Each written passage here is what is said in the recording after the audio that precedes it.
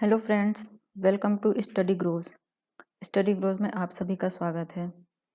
I hope आप लोग सभी अच्छे होंगे और अपनी पढ़ाई सही से कर रहे होंगे।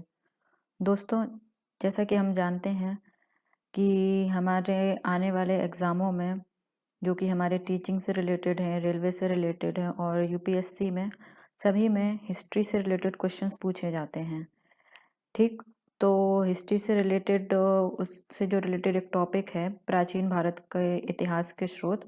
तो उससे रिलेटेड जो सबसे महत्वपूर्ण क्वेश्चन है जो आपके पिछले एग्जाम्स में पूछे गए हैं, उनसे रिलेटेड सारे क्वेश्चंस आज हम डिस्कस करेंगे और सबसे महत्वपूर्ण 20 क्वेश्चंस के बारे में बात करेंगे। आप लोग आंसर से ज़्यादा आप लोग मेरी व्याख्या पर ध्यान दीजिएगा, क्योंकि उसमें से भी आपके बहुत से क्वेश्चंस फंस सकते हैं, तो ध्यान दीजिएगा उस बात पर। तो चलिए शुरू करते हैं।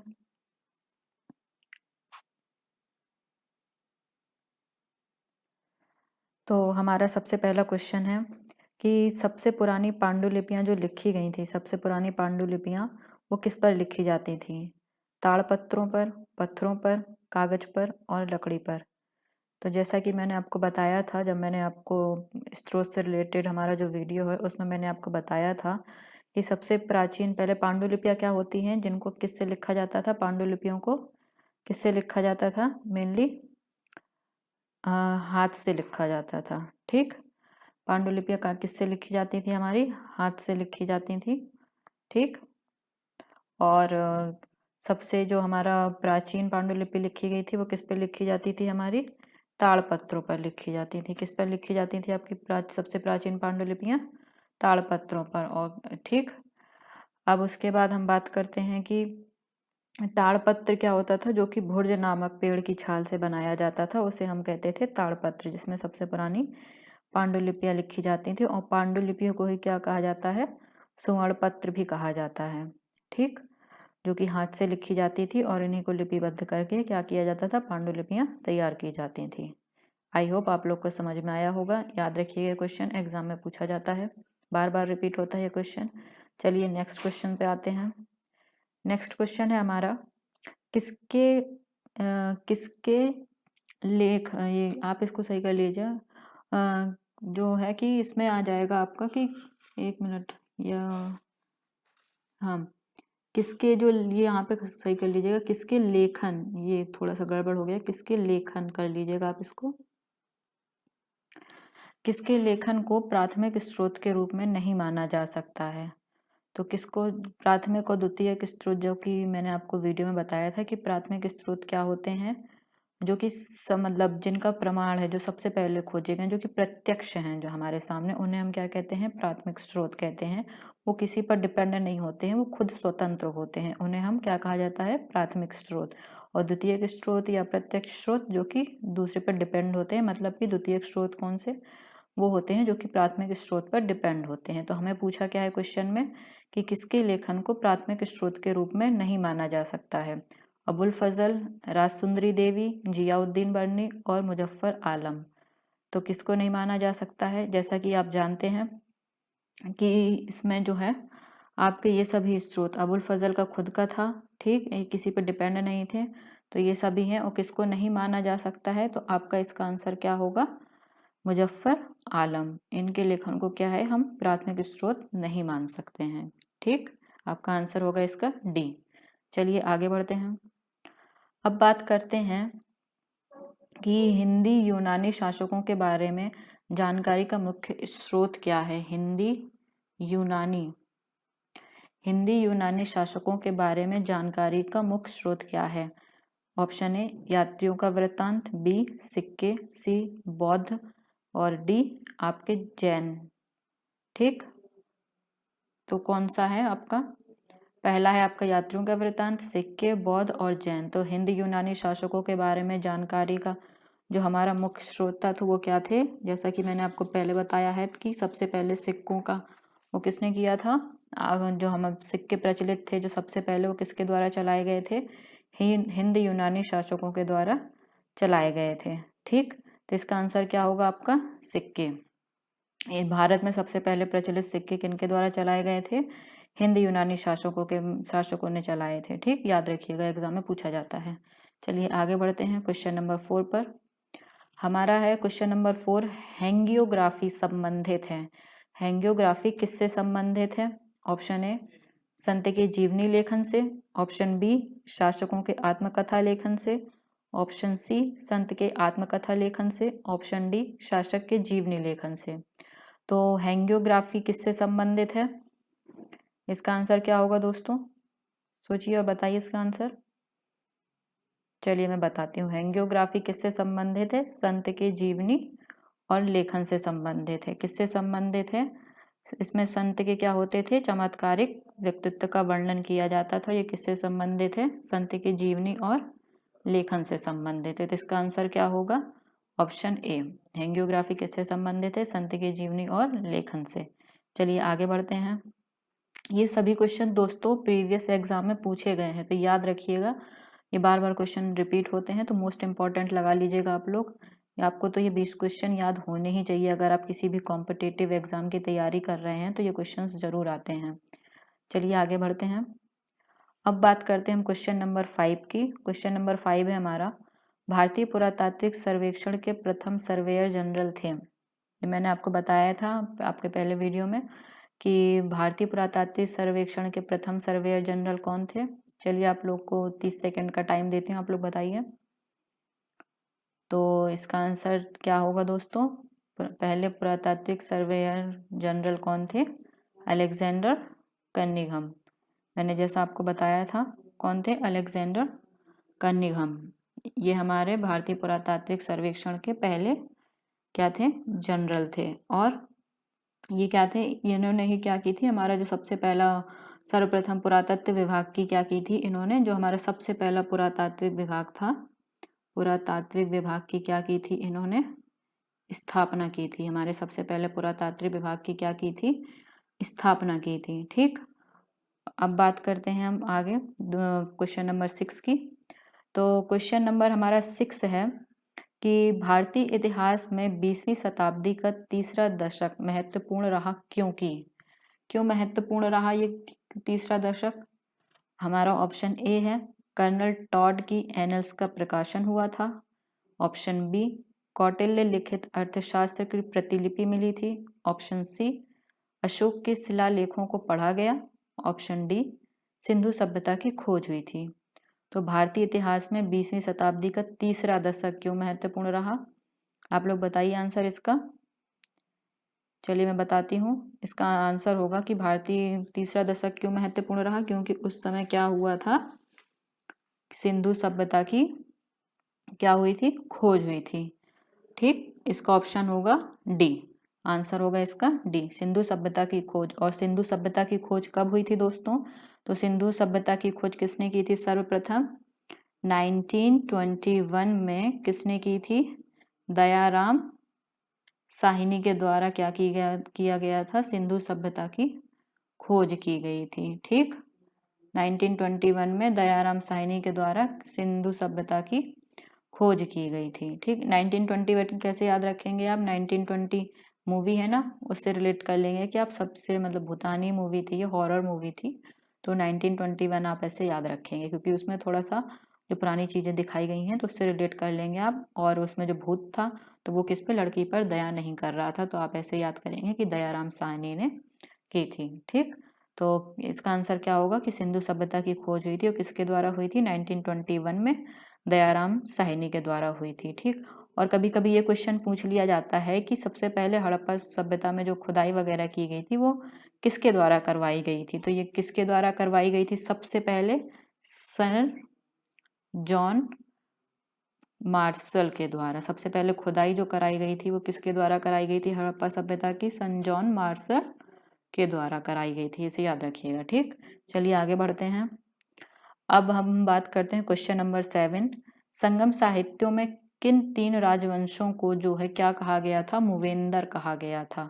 ये क्वेश्चन दोस्तों पूछा जाता है एग्जाम में, बार बार आया हुआ क्वेश्चन से ये क्वेश्चन है ये वाला, तो याद रखिएगा।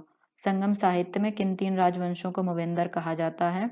Option A, Chola Rashtrakuta Pandya. Option B, Chera Pala Rashtrakuta. Option C, Pala Chola और पांडे। और ऑप्शन डी, चोल चेर और पांडे। तो किसको कहा जाता था संगम साहित्य में मूवेंदर? किसे कहा जाता था? तो संगम साहित्य में मूवेंद्र किनको कहा जाता था? चोल, चेर और पांड्य। तो इसका ऑप्शन क्या होगा? डी। तो ये क्या थे? चोल, चेर, पांड्य। ये संगम साहित्य में जो ये थे दक्षिण भारत के 3 राजवंश जो थे, चोल, चेर, पांड्य, वो सम्मिलित थे। तो इन्हीं को क्या कहा जाता था? संगम साहित्य में मूवेंद्र कहा जाता था। ठीक, आई होप आप लोग को समझ में आया होगा। चलिए आगे बढ़ते हैं क्वेश्चन नंबर 8 की तरफ। क्वेश्चन नंबर 8 है हमारा, गणितज्ञ तथा खगोल शास्त्री आर्यभट्ट ने आर्यभट्टीयम नामक पुस्तक की रचना किस भाषा में की गई थी? ठीक, आर्यभट्ट ने कौन सी पुस्तक लिखी थी? एक क्वेश्चन आपका इसी में छुपा हुआ है कि आर्यभट्ट ने कौन सी पुस्तक लिखी थी? आर्यभट्टीयम लिखी थी। ठीक, और वो जो उनकी पुस्तक थी वो किस भाषा में थी? हिंदी, संस्कृत, प्राकृत या पाली? तो दोस्तों किस भाषा में थी आर्यभट्ट की जो पुस्तक थी आर्यभट्टीयम? तो वो किस भाषा में थी? वो थी हमारी संस्कृत भाषा में। ठीक, किसमें थी? संस्कृत भाषा में थी। आर्यभट्टीयम किसने लिखी थी? आर्यभट्ट ने लिखी थी। और किस काल में लिखी थी इन्होंने? ठीक, ये किस काल में थे आर्यभट्ट? हमारे गुप्त काल शासक थे जो कि चंद्रगुप्त विक्रमादित्य के 9 रत्नों में से एक थे। ठीक, याद रखिएगा कि आर्यभट्ट जो थे वो गुप्तकालीन शासक चंद्रगुप्त मौर्य के विक्रमादित्य के जो 9 रत्न थे उनमें से एक थे। और इन्होंने ही क्या किया था? दशमलव प्रणाली तथा पाई का आविष्कार किया था। और आर्यभट्ट प्रथम व्यक्ति थे जिन्होंने बताया था कि पृथ्वी सूर्य की परिक्रमा करती है। याद रखिएगा क्या क्या किया थे? 9 रत्नों में से एक थे ये। ठीक, और इन्होंने ही क्या किया था? किसका आविष्कार किया था? दशमलव। और किसका आविष्कार किया था? आपका पाई का आविष्कार किया था, जो कि हम मैथ में पढ़ते हैं। ठीक, और इन्होंने ही क्या कहा था? कि पृथ्वी सूर्य का चक्कर लगाती है।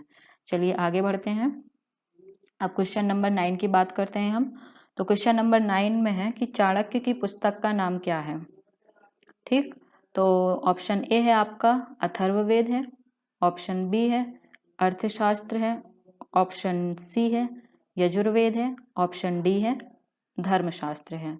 तो चाणक्य के जो विचार थे उन्होंने किस पुस्तक में अपने संकलित किए थे? चाणक्य की पुस्तक कौन सी है? अर्थशास्त्र। ठीक, तो इसका आंसर क्या होगा हमारा? बी। ठीक, कौन सी है चाणक्य की पुस्तक? इन्हीं को कौटिल्य नाम से भी जाना जाता था। और चाणक्य की पुस्तक का नाम क्या है? अर्थशास्त्र, जिसमें उन्होंने क्या किया था? ये किस पर आधारित, इसकी विषय वस्तु क्या थी? तो ये राजनीति पर आधारित क्या थी? ये पुस्तक थी। ठीक, याद रखिएगा इसकी कभी कभी विषय वस्तु पूछ ली जाती है। तो ये पुस्तक किस पर आधारित थी? राजनीति पर आधारित पुस्तक थी। चलिए क्वेश्चन नंबर 10 की तरफ बढ़ते हैं। क्वेश्चन नंबर 10 है हमारा, राजा हर्षवर्धन के दरबारी कवि बाणभट्ट ने उनकी जीवनी हर्षचरित किस भाषा में लिखी थी? तो बाणभट्ट की रचना कभी कभी पूछ लेते हैं। तो बाणभट्ट ने किसकी रचना की थी? हर्षचरित की रचना की थी। और वह किस भाषा में है हमें ये बताना है। ठीक, तो option A Prakrit, option B Hindi, option C Urdu और ऑप्शन डी संस्कृत। तो आपको बताना है कि इनकी भाषा कौन सी थी। बताइए दोस्तों कौन सी भाषा थी इनकी? तो इनकी भाषा कौन सी थी? संस्कृत। राजा हर्षवर्धन के दरबारी कवि जो थे बाणभट्ट, उन्होंने हर्षचरित लिखी थी। हर्षचरित से ही आपको समझ में आ रहा होगा कि ये संस्कृत वर्ड है। तो इन्होंने कौन सी लैंग्वेज में लिखी थी? संस्कृत में। ठीक, तो इन्होंने क्या लिखा था? संस्कृत में किसकी रचना की थी? हर्षचरित की रचना की थी। चलिए आगे बढ़ते हैं। अब हम बात करते हैं क्वेश्चन नंबर 11 की। तो क्वेश्चन नंबर हमारा 11 है, पंच सिद्धांतिका के रचयिता कौन है? पंच सिद्धांतिका के रचयिता कौन है? Option A Aryabhata, option B अश्वघोष, option C Brahmagupta, option D Varahamihira. तो पंच सिद्धांतिका जो पुस्तक है तो उसके लेखक कौन है? किन्होंने यह पुस्तक लिखी थी? तो यह पुस्तक किसने लिखी थी? हमारे वराहमिहिर ने लिखी थी। और ये किससे रिलेटेड है? हमारी खगोल शास्त्र से संबंधित पुस्तक है। किससे संबंधित पुस्तक है ये? खगोल शास्त्र से संबंधित पुस्तक है। ठीक, तो पंच सिद्धांतिका पुस्तक वराहमिहिर के द्वारा लिखी गई थी जो कि खगोल शास्त्र से संबंधित है। और इन्होंने कब लिखी थी? यह पुस्तक इन्होंने लिखी थी गुप्त काल के समय। कब लिखी थी यह पुस्तक? इन्होंने गुप्त काल के समय। ठीक, और इसमें क्या है, वराहमिहिर ने क्या किया था, और महत्वपूर्ण जो 2 ग्रंथों की रचना की थी उनके नाम मैं आपको बताती हूँ। इनके और जो महत्वपूर्ण ग्रंथ हैं तो वो कौन कौन से हैं। बृहज्जातक, बृहज्जातक, बृहज्जातक जो है इनका ये है महत्वपूर्ण ग्रंथ है। और दूसरा कौन सा है, बृहत संहिता। ठीक, तो बृहज्जातक और बृहत संहिता जो है इनके ये 2 और महत्वपूर्ण ग्रंथ है जो याद रखिएगा, एग्जाम में पूछ सकता है। ठीक, जो थे पंच सिद्धांतिका के रचयिता हैं वराहमिहिर, और ये किससे संबंधित है, खगोल शास्त्र से संबंधित है। और किस काल में लिखी गई थी, गुप्त काल में लिखी गई थी। और इनके 2 महत्वपूर्ण और ग्रंथ कौन से हैं, बृहज्जातक और बृहत संहिता। चलिए क्वेश्चन नंबर 12 की तरफ आगे बढ़ते हैं। अब क्वेश्चन नंबर हम 12 में देखते हैं कि मलयालम पुस्तक लीला तिलकम, ये कौन सी पुस्तक, लीला तिलकम किस भाषा में है, मलयालम में है, याद रखिएगा।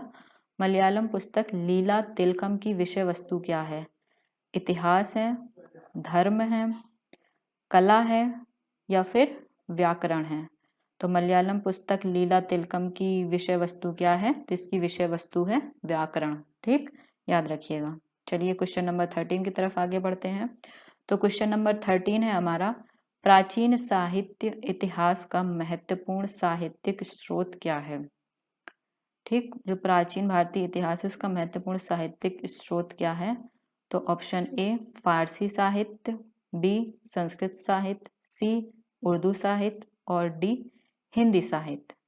तो कौन सा है हमारा, इसमें सबसे जो प्राचीन साहित्य है, तो जैसा कि आपको पता है सबसे प्राचीन भाषाओं में हमारी कौन सी भाषा आती है, संस्कृत भाषा आती है, जो कि भारोपी यानी कि भारत और यूरोप परिवारों का जो क्या है हमारे मिश्रण है। ठीक, तो सबसे प्राचीन साहित्यिक स्रोत किस भाषा में है हमारे, तो सबसे प्राचीन साहित्यिक स्रोत जो है हमारे किस भाषा में है, संस्कृत साहित्यिक स्रोत। महत्वपूर्ण साहित्यिक स्रोत जो कि सबसे प्राचीन है तो वो क्या है, संस्कृत साहित्य है, जो कि हमारे सबसे प्राचीन स्रोत हैं। ठीक, जिसमें हमारे क्या लिखे गए थे इन संस्कृत में, वेद पुराण उपनिषद आरण्यक और साहित्य भाषा में लिखे गए थे। साहित्य संस्कृत में लिखे गए थे, वेद पुराण आरण्यक और उपनिषद। ठीक, चलिए क्वेश्चन नंबर 14 की तरफ आगे बढ़ते हैं।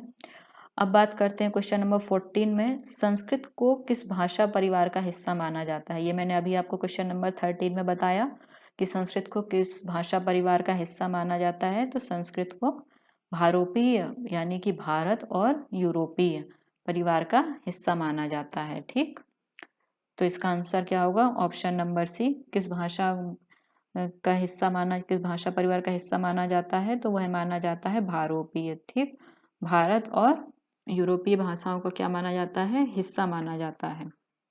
चलिए आगे बढ़ते हैं। नेक्स्ट क्वेश्चन है हमारा क्वेश्चन नंबर 15। तो क्वेश्चन नंबर 15 है, सत्यमेव जयते लिया गया है। दोस्तों इसको मोस्ट इम्पॉर्टेंट टिक कर लीजिएगा आप, इसको मोस्ट इम्पॉर्टेंट टिक कर लीजिएगा, ये एग्जाम में जरूर पूछा जाता है। तो सत्यमेव जयते किससे लिया गया है, option A Hitopadesha, option B Rigveda, option C Mundaka Upanishad से और ऑप्शन डी महाभारत से। तो सत्यमेव जयते किससे लिया गया है, ये क्या है हमारा, पहले आपको ये बताना है कि ये हमारा क्या है, ये है हमारा क्या है, राष्ट्रीय वाक्य है। सत्यमेव जयते हमारा क्या है, राष्ट्रीय वाक्य है। और ये किससे लिया गया है, मुंडक उपनिषद से लिया गया है। ठीक, याद रखिएगा एग्जाम में पूछा जाता है। चलिए आगे बढ़ते हैं क्वेश्चन नंबर 16 की तरफ। कौन सा वेद आंशिक रूप से गद्य में है। ठीक, मतलब आंशिक रूप से गद्य में है यानी कि वो दो है, 2 पार्ट में डिवाइड है। आंशिक रूप से गद्य में है कि मतलब वो पद्य में भी होगा और गद्य में भी होगा। आंशिक का मतलब है थोड़ा बहुत रूप से। ठीक, तो यानी वो 2 भागों में है, गद्य और पद्य में। तो वो कौन सा हमारा ग्रंथ है, जो कौन सा हमारा वेद है वो, तो option A Rigveda, option B Yajurveda, option C Samaveda, option D Atharvaveda. तो वो कौन सा वेद है जो कि आंशिक रूप से गद्य में भी है, तो वो है हमारा यजुर्वेद। ठीक, कौन सा है हमारा जो कि आंशिक रूप से गद्य में है, यजुर्वेद। और जो इसका ठीक, और जो इसका गद्य वाला भाग है इसको क्या कहा जाता है दोस्तों, इसको कहा जाता है यजूस, इसको यजूस भी कहा जाता है। गद्य वाले भाग को क्या कहा जाता है, यजूस कहा जाता है, इसीलिए इसका नाम क्या पड़ा था, यजुर्वेद पड़ा था। ठीक, और इसको क्या है, इसके दो भागों, इसके मतलब दो भाग हैं, कौन कौन से हैं वो दो भाग हैं,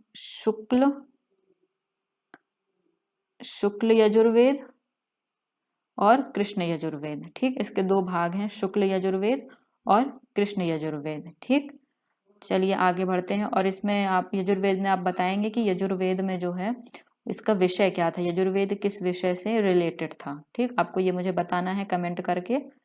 चलिए आगे बढ़ते हैं क्वेश्चन नंबर 17 की तरफ। अब क्वेश्चन नंबर हमारा 17 है, अशोक के अभिलेख की खोज सर्वप्रथम किसने की थी, आपको ये बताना है। ठीक, तो ऑप्शन ए है जेम्स प्रिंसेप ने, ऑप्शन बी हेरोडोटस ने, ऑप्शन सी कन्निघम ने, ऑप्शन डी टिफेंथलर ने। आप बताइए इसका आंसर क्या होगा। तो इसका आंसर होगा टिफेंथलर। ठीक, बहुत से लोग कंफ्यूज हो जाएंगे जेम्स प्रिंसेप में। ठीक, तो जेम्स प्रिंसेप कंफ्यूजन में टिक मत कर दीजिएगा, ये गलत है। अशोक के अभिलेख जो सबसे पहले खोजे गए थे, ठीक, वो किसने की थी, टिफेंथलर ने। और जेम्स प्रिंसेप ने क्या किया था, इन्होंने अशोक के अभिलेख को क्या किया था, सबसे पहले पढ़ा था। ठीक, अशोक के अभिलेखों को क्या करा था इन्होंने, जेम्स प्रिंसेप ने जो है अशोक के अभिलेखों को सबसे पहले पढ़ा था। और टिफेंथलर ने क्या किया था, अशोक के अभिलेखों की सर्वप्रथम खोज की थी। ठीक, याद रखिएगा, इसको कंफ्यूजन में गलत मत करिएगा, ये एग्जाम में पूछा जाता है क्वेश्चन, बार बार क्वेश्चन पूछा जाता है, इसको याद रखिएगा और मोस्ट इंपॉर्टेंट टिक कर लीजिएगा। ठीक, चलिए आगे बढ़ते हैं। अब बात करते हैं, आदिवासी जनजाति लोग वाचिक परंपराओं का प्रयोग करके अपनी संस्कृति व रीति रिवाजों को संजोते हैं, यह आता है, यह किस में आता है, आपको ये बताना है। ये मैंने इसके बारे में, अगर आप लोगों को याद होगा, वीडियो फर्स्ट में मैंने आपको बताया था इसके बारे में कि आदिवासी जो अपनी परंपराओं और जो उनकी संस्कृति का वर्णन वो किस में करते हैं। तो चलिए बताइए इसका आंसर। ऑप्शन ए है संगम साहित्य के अंतर्गत, बी प्रशस्ति के अंतर्गत, ऑप्शन सी शैल चित्रों में, और ऑप्शन डी गल्प साहित्य के अंतर्गत। बताइए इसका आंसर। तो इसका आंसर क्या होगा हमारा, डी गल्प साहित्य के अंतर्गत। ठीक, तो आदिवासी जनजाति के लोग जो है वाचिक परंपराओं का प्रयोग किसमें करते थे, वो गल्प साहित्य के अंतर्गत करते थे। ये मैंने आपको बताया था किसमें, वीडियो नंबर फर्स्ट में, अगर आप लोग को याद होगा तो आप इसका सही आंसर करेंगे। चलिए आगे बढ़ते हैं। अब बात करते हैं क्वेश्चन नंबर 19 की। तो क्वेश्चन नंबर 19 है हमारा, वह बौद्ध ग्रंथ जिसमें 6वीं शताब्दी ईसा पूर्व 16 महाजनपदों का उल्लेख मिलता है, कौन सा है। अब देखते हैं इसका आंसर कौन करता है सही, क्योंकि इसमें आपको बहुत कंफ्यूजन होगा। इसके जैसे ऑप्शंस हैं, ऑप्शन ए है भगवती सूत्र, ऑप्शन बी अंगुत्तर निकाय, डी सी त्रिपिटक, और डी अर्थशास्त्र। तो इसका आंसर क्या होगा, तो इसका आंसर होगा भगवती सूत्र। नहीं नहीं नहीं, गलत कर देंगे, भगवती सूत्र इसका आंसर नहीं होगा। जैसा देखो मैंने आपको बताया था कि बौद्ध और दूसरा क्या है हमारा, जैन। तो मैंने क्या कहा था कि 16 महाजनपदों का याद करने का तरीका इसमें क्या था कि कैसे याद होगा कि किसमें उल्लेख किया गया है, जिसमें ना है, तो जिसमें उल्लेख है उसमें ना नहीं होना चाहिए। तो इसमें क्या है, इसमें ना दिया गया है। ठीक, तो ये नहीं हो सकता। ठीक, तो जिसमें ना नहीं दिया गया है तो उसका आंसर होगा ये, जैनों का किसमें किया गया है, भगवती सूत्र में। और बौद्ध का जिसमें ना नहीं है तो उसमें ना होना चाहिए, तो वो किसमें किया गया है, अंगुत्तर निकाय में। ठीक, तो इसका आंसर हमारा क्या होगा दोस्तों, तो इसका आंसर होगा हमारा अंगुत्तर निकाय। ठीक, तो इसका आंसर होगा हमारा बी, किसमें किया गया है, अंगुत्तर निकाय में। चलिए आगे बढ़ते हैं। और त्रिपिटक क्या थे ये किससे रिलेटेड थे, ये बौद्ध धर्म से रिलेटेड थे। और अर्थशास्त्र क्या थी, किसने लिखा था अर्थशास्त्र को, आप बताएंगे मुझे कमेंट करके कि अर्थशास्त्र किसने लिखी थी। चलिए आगे बढ़ते हैं।